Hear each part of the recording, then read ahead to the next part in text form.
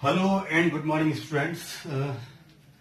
आज हम जिस टॉपिक पे बात करने वाले हैं वो सबसे इंटरेस्टिंग और अच्छा टॉपिक है। हम बात करने वाले हैं आज 12th के बोर्ड एग्जाम्स में मेरिट में आने का क्या तरीका रहता है, कैसे हम आसानी से सिर्फ और सिर्फ दिन के 3 घंटे 3 आवर्स पढ़ के हम मेरिट में आ सकते हैं आसानी से। क्या स्ट्रेटेजी रहती है उसके लिए, वो आपको फॉलो करनी है। और सबसे पहली बात तो हमको दिमाग से ये बात निकाल लेनी है कि मेरिट में हम नहीं आ सकते। काफी स्टूडेंट्स के दिमाग में ये बात रहती है कि यार मेरिट में आना कोई इजी टास्क नहीं है, मेरिट में आना बहुत टफ है।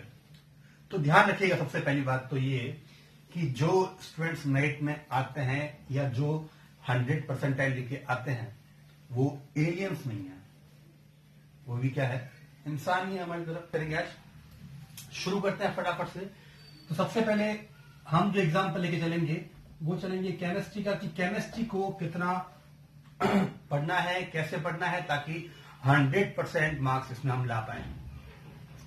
एक बात और कि काफी स्टूडेंट्स ये कहते हैं या काफी पेरेंट्स ये कहते हैं कि दिन में 8 से 10 घंटे पढ़ने से ही मेरिट निकाल पाएंगे। तो ये बात आप दिमाग से निकाल लीजिए। मैं ये कहता हूं आपको कि 3 to 4 आवर, 3 से 4 घंटे भी अगर आप दिन में पढ़ते हैं डेली रूटीन के साथ तो भी आप मेरिट में आ सकते हैं। बट क्या तरीका रहेगा फॉलो करने का, कैसे पढ़ेंगे, वो हम बात करते हैं।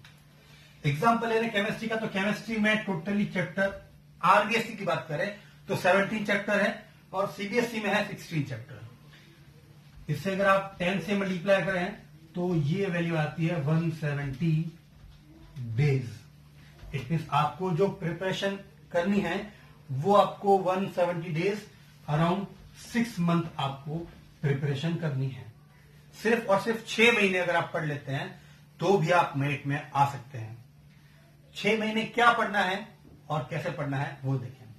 तो हमने कहा 17 चैप्टर है, एक चैप्टर को आप कितना टाइम दे रहे हो, 10 दिन दे रहे हो। अब इन 10 दिनों में आपको क्या पढ़ना है चैप्टर में वो मैटर करेगा। जैसे कि हमारे चैनल पे जो चैप्टर चल रहा है फिलहाल अभी, वो चल रहा है क्लास 12th का चैप्टर 9 केमिस्ट्री का, कोऑर्डिनेशन केमिस्ट्री। और जब हमने वीडियो शुरू किया था वहां हमने बताया था कि टोटली इस चैप्टर में 8 टॉपिक्स है जो हमको पढ़ने हैं, 8 टॉपिक्स। अब अगर हम बात करें कि अगर आप सिर्फ और सिर्फ केमिस्ट्री को 1 आवर पढ़ते हैं, केमिस्ट्री को अगर आप केमिस्ट्री को 1 घंटा दे रहे हैं प्रॉपर तरीके से, तो 1 आवर के अंदर मेरे हिसाब से 2 टॉपिक हम क्या कर सकते हैं, इजीली कवर कर सकते हैं। 1.5 टॉपिक या 2 टॉपिक मैक्सिमम हम 1 घंटे में इजीली कवर कर सकते हैं। अगर आप ढंग से पढ़ रहे हैं, तो सिर्फ पढ़ रहे हैं अच्छे से, तो 1 घंटे में 1 आवर के अंदर 2 टॉपिक करना कोई बड़ी बात नहीं है। तो इस तरह से मैक्सिमम आप मान लो 5 डेज के अंदर आपने क्या किया, इन 8 टॉपिक्स को बहुत ही अच्छे तरीके से पढ़ लिया। कहां से पढ़ेंगे, तो वीडियोस हैं मेरे यहाँ पे चैनल के ऊपर, वो देख सकते हैं आप। कहीं कोचिंग जा रहे हैं तो वहां पढ़ सकते हैं आप, और यूट्यूब पे वीडियोस है वो भी आप देख सकते हैं, स्कूल में देख सकते हैं। तो आपको 5 दिन में ये 8 टॉपिक्स आपको क्लियर करने होंगे। क्लियर। सेकेंड थिंग, बचे हुए जो 5 दिन रहेंगे ये आपके मेरिट के लिए मेन डेज है। मेरिट में आने के लिए ये जो 5 दिन है यही आपको बाकी लोगों से अलग बनाएंगे। क्यों? इन 5 दिनों में आपको क्या क्या मटेरियल पढ़ना है, इसके लिए क्या क्या रिक्वायरमेंट रहेगी वो देखें आप। आपको चाहिए एक तो सीबीएसई, आरबीएसई या एनसीईआरटी की एक बुक चाहिए होगी। मेन चीज जो आपको चाहिए मेरिट में आने के लिए वो आपको चाहिए 2013 से 2020 के बोर्ड एग्जाम्स के पेपर, बोर्ड पेपर आपको इसमें चाहिए होंगे 13 से 20 तक के लिए। और तीसरा जो मटेरियल आपको यहां पे चाहिए होगा वो होगा कोई भी एक छोटी सी गाइड सपोर्ट के लिए। अब करना क्या है, लास्ट 5 डेज के अंदर, रिमेनिंग 5 डेज जो बचे आपके पास, उसके बाद तो उसमें क्या करना है आपको, तो आपको ये करना है कि यहां पे आपको बुक के अंदर के जितने भी क्वेश्चंस हैं चैप्टर 9 के, चैप्टर 9 चल रहा है अपना, अगर आपने चैप्टर 9 को 5 दिनों में अच्छे से पढ़ के कंप्लीट कर लिया है, तो रिमेनिंग 5 डेज के अंदर आपको बुक के क्वेश्चंस जो भी मिल रहे हैं वो आपको सॉल्व करने हैं। एक अलग से कॉपी बनानी है उसके लिए आपको। दूसरा, 13 से 20 तक के बोर्ड के जो पेपर्स हैं, अब यहां पे क्या चीज है ध्यान दीजिएगा कि एक बोर्ड एग्जाम में चैप्टर 9 के मैक्सिमम 2 to 3 क्वेश्चंस आते हैं एक एग्जाम में, एक पेपर में।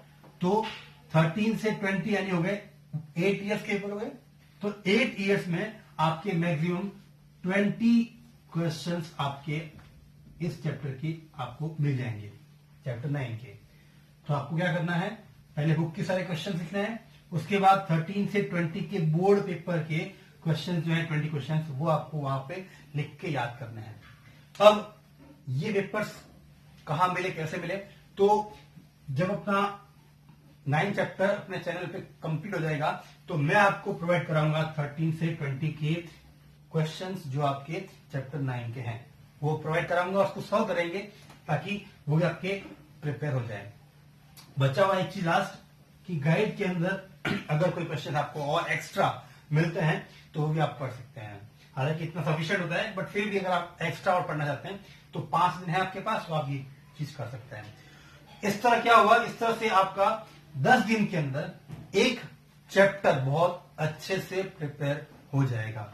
तो देखिए 6 मंथ, यानी अगर आप मई से प्रिपरेशन स्टार्ट करते हैं, अगर आप मई फर्स्ट वीक से प्रिपरेशन स्टार्ट करते हैं तो अक्टूबर में आपका जो सिलेबस है वो क्या होगा, कंप्लीट हो जाएगा।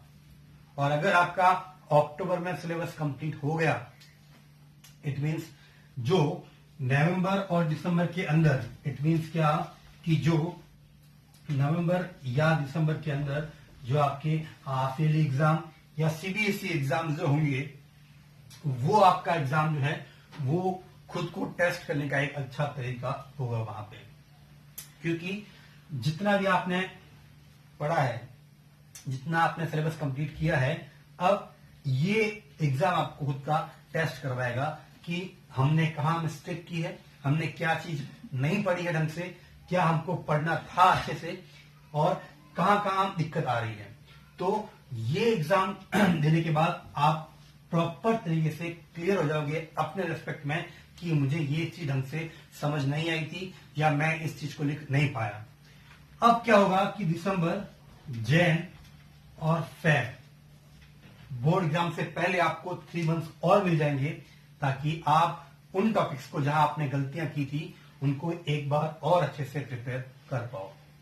तो एक बार आपने अपना सिलेबस पूरा ढंग से कंप्लीट किया और यह आपने अपना रिवीजन किया, तो इस तरह से आप बोर्ड एग्जाम के अंदर पूरी तरह से प्रिपेयर रहोगे कि हमको कितना लिखना है और कैसे करना है। दूसरी बात यहां पे जो दिक्कत आएगी वो आती है कि अगर हम ढंग से पढ़ भी लेते हैं तो भी अपना बोर्ड में एग्जाम में मार्क्स नहीं आ पाते। तो उसका रीजन क्या होता है कि पढ़ने के बाद भी सेकेंड थिंग जो आती है वो आती है उसको कैसे लिखा जाए। तो ध्यान दीजिएगा बोर्ड एग्जाम के पॉइंट ऑफ व्यू से कि अगर आप अच्छा पढ़ रहे हो लेकिन अगर आप प्रॉपर तरीके से उस चीज को लिख नहीं पा रहे हो, जैसे एग्जाम्पल क्वेश्चन आ गया कि व्हाट इज पीएच, पीएच क्या है, और अगर आप पीएच का आंसर देने की बजाय यहां वहां की बातें इसमें डाल रहे हो कि एसिडिटी ये होती है, बेसिक चीजें ये होती है, तो मार्क्स प्रॉपर नहीं आते हैं। आपको प्रॉपरली एक्सप्लेन सिर्फ और सिर्फ इसको करना है, पीएच को करना है, जो कि क्या होगा, पावर ऑफ हाइड्रोजन। यानी आपको पॉइंट टू पॉइंट आंसर वहां पे लिखना पड़ेगा।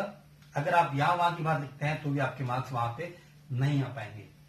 तो ये तरीका रहेगा आपको फॉलो करना है बोर्ड में मेरिट आने के लिए। इजी वे है, आसानी से हर कोई पढ़ सकता है, लेकिन ये है कि रूटीन जो है आपका वो डेली होना चाहिए और इतने घंटे पढ़ना ही काफी रहेगा। 1 आवर फिजिक्स के लिए, 1 आवर केमिस्ट्री के लिए, 1 आवर बायो या मैथ्स के लिए, और हफ्ते में अगर आप चाहो तो 1 या 2 बार हिंदी इंग्लिश को भी आप दे सकते हो। तो ये तरीका रहेगा पढ़ने का। क्लियर है? दूसरी बात यहां पे ये आती है कि अगर सपोज किसी को भी कोई मटेरियल यहां पे नहीं मिल पा रहा, नोट्स नहीं मिल पा रहे हैं, तो मेरे चैनल पे आपको पूरा मटेरियल मिल जाएगा और कुछ दिन बाद में आपके नोट्स जो है चैप्टर्स के भी अपलोड कर दूंगा ताकि आपको पढ़ने में कोई दिक्कत नहीं हो। दूसरा, काफी स्टूडेंट्स के मैसेज आ रहे हैं कि वीडियोस जो है वो हिंदी में भी आए, तो नेक्स्ट जो वीडियो हमारा आएगा वो हिंदी और इंग्लिश दोनों में आएगा ताकि किसी भी स्टूडेंट्स को कोई प्रॉब्लम यहाँ पे नहीं हो। क्लियर है? दूसरा,